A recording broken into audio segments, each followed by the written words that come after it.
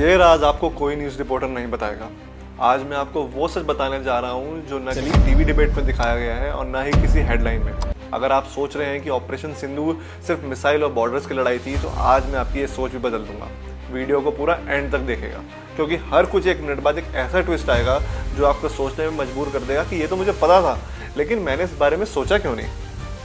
7 मई 2025 को भारत ने ऑपरेशन सिंदूर लॉन्च किया। पहले 22 अप्रैल को पहलगाम में हुआ था एक भयानक आतंकवादी हमला, जिसमें 26 निर्दोष लोग शहीद हुए थे। इसी का जवाब भारत ने 22 मिनट में 9 हाई वैल्यू टेरर कैंप्स को पाकिस्तान और पीओजेके में टारगेट करके दिया।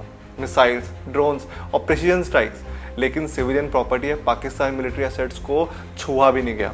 ये मिशन था सिर्फ आतंकवाद की कमर तोड़ने के लिए और दुनिया को ये मैसेज देने के लिए कि भारत अब सिर्फ वार्निंग नहीं, एक्शन भी लेगा। लेकिन दोस्तों, असली गेम तो हेडलाइंस के परे हो रहा है। अब चलिए एक एक करके उन राजों को समझते हैं जो आमतौर पर डिस्कस ही नहीं होते। सबको लगा कि लड़ाई सिर्फ एलओसी पर हो रही है, लेकिन पहला राज यही है, असली युद्ध तो आपके फ़ोन और वॉलेट में लड़ा जा रहा है। इमेजिन कीजिए, एक इंडियन सिटीजन सिंगापुर के हॉकर सेंटर पे जाके खाना खाता है और पेमेंट करने जाता है तो यूज़ क्या करता है? Credit card? जी नहीं, अपना यूपीआई ऐप। कोई डॉलर नहीं, कोई यूरो नहीं, सिर्फ भारत का रुपया। इसी वक्त चाइना अपने डिजिटल युआन को अफ्रीका और साउथ ईस्ट एशिया में पुश कर रहा था, लेकिन वहाँ के लोग बोल रहे हैं कि भारत का यूपीआई चाहिए, क्योंकि ये फास्ट है, फ्री है और सिक्योर है। आज एशिया के सबसे ज़्यादा cross border digital payments Bharat के यूपीआई से होते हैं। नॉट अलीपे, नॉट वीचैट, बल्कि भारत का अपना स्वदेशी यूपीआई। यह है असली डिजिटल चेकमेट। ये बात ज़्यादातर लोगों को नज़र में आती ही नहीं। सोचो, क्यूआर कोड, जिसे हम सब कुछ एक बहुत छोटी सी चीज़ समझते हैं, चाइना के डिजिटल एजेंडा को वर्ल्ड लेवल पर फेल कर रहा है, और ये तो सिर्फ शुरुआत है। अगला राज इससे भी बड़ा है, सुनते रहिएगा। अमेरिका हो या चीन, बांग्लादेश हो या टर्की, सबके साथ भारत का गेम बदल चुका है। सबसे पहले बात करेंगे हम अमेरिका की। अमेरिका का फोकस अब चाइना से हटकर इंडिया के ऊपर है। एक तरफ अमेरिका भारत से गहरी दोस्ती भी दिखाता है और दूसरी तरफ पाकिस्तान को क्रिप्टो हब बनाने में सपोर्ट भी करता है। हाल ही में वर्ल्ड लिबर्टी फाइनेंशियल और पाकिस्तान क्रिप्टो काउंसिल की मीटिंग हुई, जिसमें पाकिस्तान की तरफ से अटेंडेंस थे the now field marshal Asim Munir and prime minister Shahbaz Sharif. इस मीटिंग में यह तय हुआ कि पाकिस्तान को साउथ ईस्ट एशिया का क्रिप्टो एटीएम बनाया जाएगा। आप तो जानते ही हैं कि क्रिप्टो के पोटेंशियल नेगेटिव यूजेस क्या हो सकते हैं, मुझे बताने की ज़रूरत नहीं है। खैर, अमेरिका से इंडिया की बढ़ती दूरी, इंडिया का कश्मीर पे no mediation stance, Russia France के साथ डिफेंस टाइज और वर्ल्ड ऑर्डर में बदलती पोजीशन भी है, और ये सब यूएस इंडिया रिलेशन को एक नए मोड़ पर लेकर आ गए हैं। ऑपरेशन सिंदूर के बाद चाइना को अपने पाकिस्तान को दिए हुए डिफेंस सप्लाईज की वजह से ग्लोबल ह्यूमिलिएशन झेलनी पड़ी। China the string of pearl strategy से भारत को घेरने की कोशिश कर रहा है। पोर्ट्स, नेवल बेसिस और बेल्ट एंड रोड इनिशिएटिव, जो अभी तो कमर्शियल इंफ्रास्ट्रक्चर को स्ट्रॉन्ग करने के नाम पर बनाए जा रहे हैं, लेकिन इसका पोटेंशियल मिलिट्री यूज चाइना समय आने पर कर सकता है। चाइना +1 की पॉलिसी की वजह से काफ़ी कंपनीज अब मैन्युफैक्चरिंग के लिए इंडिया को टॉप ऑप्शन मानने लगी हैं, जो चाइना के लिए एक चिंता का टॉपिक है। चाइना की कोशिश है कि साउथ एशिया में अपना इन्फ्लुएंस बनाए रखे, लेकिन भारत हर कदम पे उसका काउंटर कर रहा है। चाइना चाहता था कि ऑपरेशन सिंदूर में मिलिट्री फेस ऑफ चलता रहे, जिससे इंडियन मार्केट्स में इन्वेस्टर का मोराल डाउन हो, कंट्री वॉर की वजह से अनसेफ डिक्लेयर हो जाए, फॉरेन इन्वेस्टर अपना पैसा बाजार से खींच लें, टूरिज्म तबाह हो जाए, इकोनॉमी ज़मीन पे आ जाए और सरकार का ध्यान डेवलपमेंट से हटके केवल बॉर्डर पर रहे।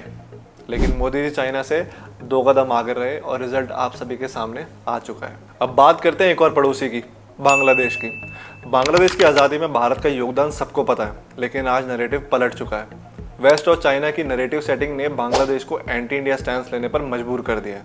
अब बांग्लादेश सिलीगुड़ी कॉरिडोर पर आंख गड़ाए बैठा रहता है। यहाँ पर आता है एक ऐसा जियोपॉलिटिकल ट्विस्ट जो आमतौर पर ओवरलुक हो जाता है। बांग्लादेश दूसरों के चिकन नेक्स को देखने के चक्कर में अपने 2 चिकन नेक्स, चिट्टागोंग और रंगपुर कॉरिडोर्स को भूल ही चुका है, जो उसकी इकोनॉमी की लाइफलाइन है। सोचिए, चिट्टागोंग से बांग्लादेश का मेजर ट्रेड होता है। अगर भारत ने बस एक दिन के लिए भी रोक दिया ना, तो बांग्लादेश की इकोनॉमी हिल जाएगी। ये वल्नरेबिलिटी है जिसका इंडिया ने खुला मैसेज दिया है कि सिलीगुड़ी कॉरिडोर पे आंख दिखाओगे तो तुम्हारे 2 चिकन नेक्स का गला दबा दिया जाएगा। अब बात करते हैं तुर्की और अजरबैजान की। तुर्की का कॉन्फ्लिक्ट चल रहा है साइप्रस से और अजरबैजान का आर्मेनिया से। आप कहेंगे कि इससे हमारा क्या लेना देना, लेकिन आप ये नहीं जानते कि इन दोनों कॉन्फ्लिक्ट में एक चीज़ कॉमन है, इंडिया, आर्मेनिया और साइप्रस दोनों का स्ट्रेटेजिक पार्टनर है, जो तुर्की और अजरबैजान दोनों को पसंद नहीं। इन दोनों देशों की दोस्ती पाकिस्तान के साथ और भी गहरी हो गई है। इसका रीज़न मैंने आपको ऊपर बता ही दिया है। इंडिया ने आर्मेनिया को आकाश 1S, Pinaka, anti tank missile और रेडार सिस्टम सप्लाई किए हैं, जिससे ये छोटा सा देश इस समय तुर्की और अजरबैजान का सिरदर्द बना हुआ है, और सिरदर्द बढ़ना जायज़ भी है। आप शायद जानते नहीं, लेकिन ऑपरेशन सिंदूर बॉर्डर से हज़ारों मील दूर एक जगह पर चुपचाप लड़ा जा रहा था, जिसका कोई मीडिया हाउस में कोई जिक्र नहीं हुआ। भारत ने एक ऐसी चाल चली जिसने चाइना के बेल्ट एंड रोड इनिशिएटिव को एक साइलेंट पंच दिया। Chabahar port deal. इमेजिन करो एक मैप खोल के, चाइना का belt and road Pakistan, Afghanistan, central Asia तक जाता है, लेकिन भारत ने चाबहार पोर्ट पर इन्वेस्ट करके ईरान, आर्मेनिया, यूरोप और रशिया को एक साथ लाने का शॉर्टकट बना दिया। ये सिर्फ एक पोर्ट डील नहीं, एक स्ट्रेटेजिक मास्टर स्ट्रोक था। मेन स्ट्रीम मीडिया ने इसको सिर्फ एक ट्रेड डील बोला, लेकिन असली गेम ये था, चाइना का यूरोप, अफगानिस्तान और सेंट्रल एशिया पर इन्फ्लुएंस तोड़ना। और अब आता है वो ट्विस्ट जो आपको सच में हैरान कर देगा। सोचो, अगर ये पोर्ट डील नहीं होती तो सेंट्रल एशिया का पूरा ट्रेड चाइना के हाथ में चला जाता, लेकिन भारत ने एक मूव से चाइना के सारी प्लानिंग को चेकमेट कर दिया। हाल ही के दिनों में भारत की हाई लेवल डेलीगेशंस ने एशिया, अफ्रीका, यूरोप और मिडल ईस्ट में धूम मचा रखी है। डिफेंस मिनिस्टर राजनाथ सिंह ने वियतनाम, इंडोनेशिया, फिलीपींस जाकर डिफेंस कॉपरेशन को नेक्स्ट लेवल पे पहुंचा दिया। फॉरेन मिनिस्टर एस जयशंकर ने अफ्रीका टूर किया, Egypt, Nigeria, Kenya, south Africa, जहां मेक इन इंडिया नैरेटिव को स्ट्रॉन्ग किया गया और भारत की डिजिटल पब्लिक इंफ्रास्ट्रक्चर का डेमो भी दिया गया।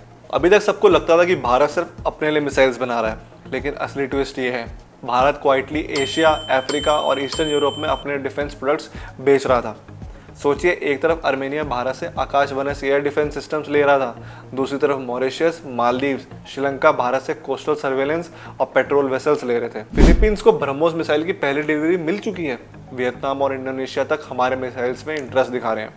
इंडिया का टारगेट है कि डिफेंस एक्सपोर्ट्स को अगले कुछ सालों में $5 बिलियन पर ईयर तक ले जाना है। एक साल में भारत ने जितना एक्सपोर्ट इस बार ही किया, उतना पहले 10 साल में कभी नहीं किया। ये एक साइलेंट रेवोल्यूशन है, और मज़े की बात यह है कि इन चीज़ों को आमतौर पर हेडलाइंस में 2 मिनट से ज़्यादा भी नहीं मिलते। क्या आपने कभी सोचा था कि भारत की टेक्नोलॉजी वियतनाम, नाइजीरिया और आर्मेनिया जैसे देशों की बैकबोन बन जाएगी? यह है वो पावर जो दुनिया की आंखों के सामने क्वाइटली बढ़ भी रही है और खटक भी रही है। International yoga day, solar alliance, free vaccine, disaster rescue, soft loans, global event hosting, international level sports, international summit हो या ग्लोबल साउथ की लीडरशिप, भारत हर फोरम पर अपनी पहचान बना रहा है। सोचिए, जब दुनिया कोविड वैक्सीन के लिए तरस रही थी, भारत ने 100+ देशों को फ्री वैक्सीन दी। जब अफ्रीका में डिजास्टर आया, भारत की रेस्क्यू टीम सबसे पहले पहुंची। ये है सॉफ्ट पावर, जो सिर्फ मिसाइल से नहीं, इंसानियत से भी जीती जाती है, और इसी से भारत की सरकार पावर का बैलेंस ग्लोबली शिफ्ट कर रही है। जब G20 समिट में अफ्रीकन यूनियन को इनवाइट किया गया, सबने सोचा कि ये सिर्फ एक डिप्लोमेटिक जेस्चर है, लेकिन असली राज ये है, भारत क्वाइटली ग्लोबल साउथ का लीडर बन रहा है, जिसे सालों से इग्नोर किया गया।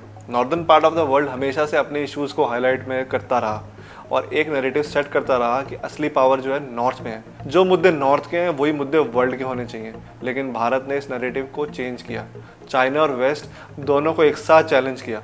इमेजिन करो, पहली बार अफ्रीका, लैटिन अमेरिका और एशिया की आवाज़ एक ही टेबल पर सुनाई दी। ये एक ऐसी चेस मूव है जिसे पूरी दुनिया का पावर बैलेंस बदल दिया। और अब सबसे बड़ा राज जो आपको अपने आप से कनेक्ट करेगा। ऑपरेशन सिंदूर के बाद सब सोच रहे थे कि भारत सिर्फ मिसाइल से जीत रहा है, लेकिन एक जीत नैरेटिव की भी हुई है।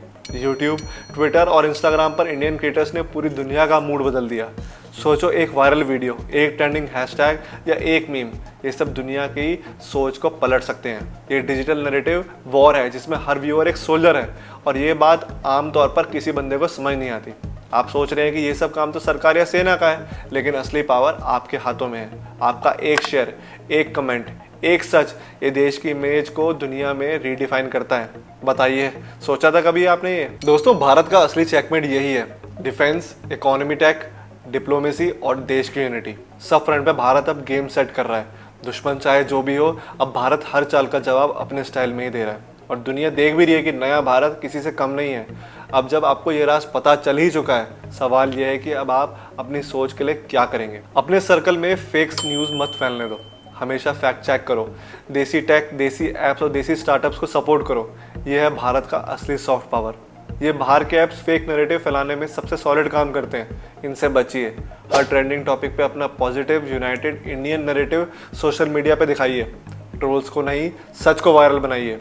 और सबसे इम्पॉर्टेंट, अगर आपको ये एनालिसिस वैल्यूएबल लगा तो इस चैनल पर और दूसरे अच्छे चैनल्स जैसे कि शाम शर्मा शो, अभी एंड न्यू पे इंस्पायरिंग एंड एजुकेटिंग वीडियोस भी देखिए।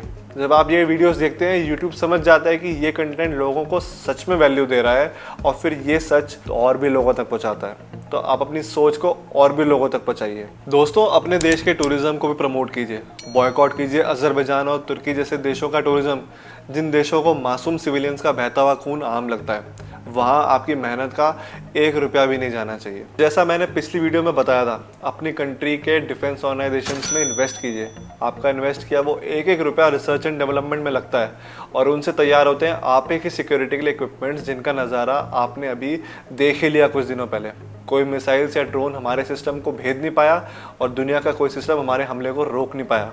ये ताकत है आपके मेहनत के हर उस 1 रुपये की जो यहाँ इन्वेस्ट हुआ है। तो दोस्तों, उम्मीद करता हूँ कि आपको अब तक समझ आ गया होगा कि हमारी सरकार कन्वेंशनल के साथ साथ डिप्लोमेटिक और डिजिटल वॉर भी लड़ रही है एंड ये युद्ध बॉर्डर के साथ साथ आपके फ़ोन पर भी पहुँच चुका है। उम्मीद करता हूँ कि आप अपना मोर्चा संभाल लेंगे और भारत को विश्वगुरु बनाने में अपना पूरा योगदान देंगे। मिलते हैं अगले वीडियो में। जय हिंद।